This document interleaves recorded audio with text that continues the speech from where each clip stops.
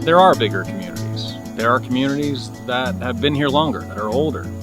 But if you're looking at Indigo Run, you're generally seeing smaller neighborhoods, newer homes, contemporary architectural styles, and these gorgeous Gulf and lagoon views, all within this natural setting that just seems to make people feel at home.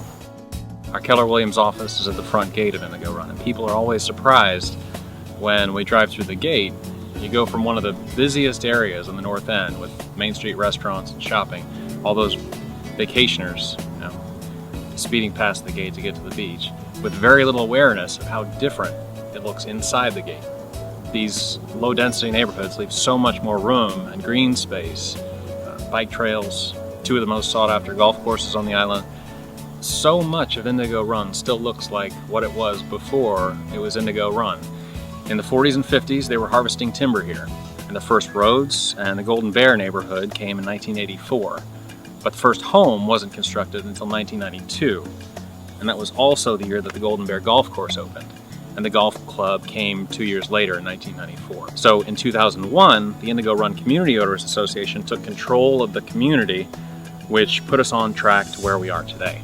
But that timeline is about 30 years newer than some of the neighboring communities. So a drive through this community tells you a lot about how much they learned from what came before, both in what works and what could be done even better. So much of our island was built for short-term occupancy, and still is, driven by that to a significant extent. It's almost inescapable. But in Indigo Run, you have one of the exceptions.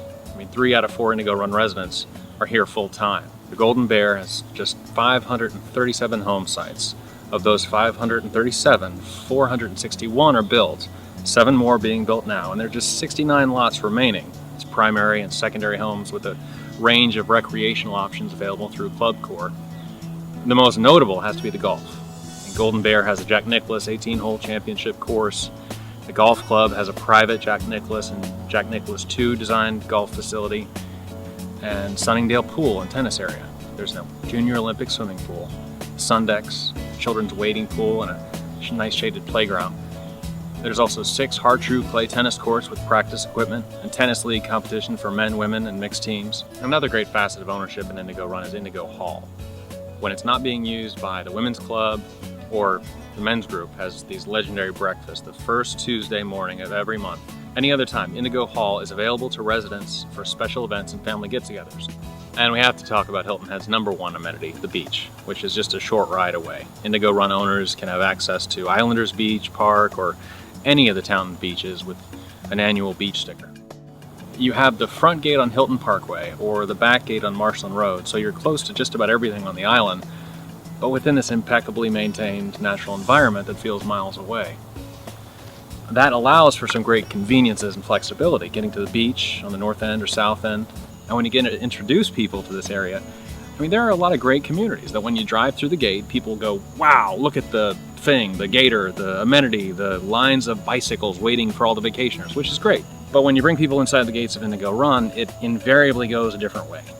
It seems like there's less of a reaction and more of a feeling that they get. You know, people get quiet, and it's that quiet that I like so much because you don't need to say anything. They just know.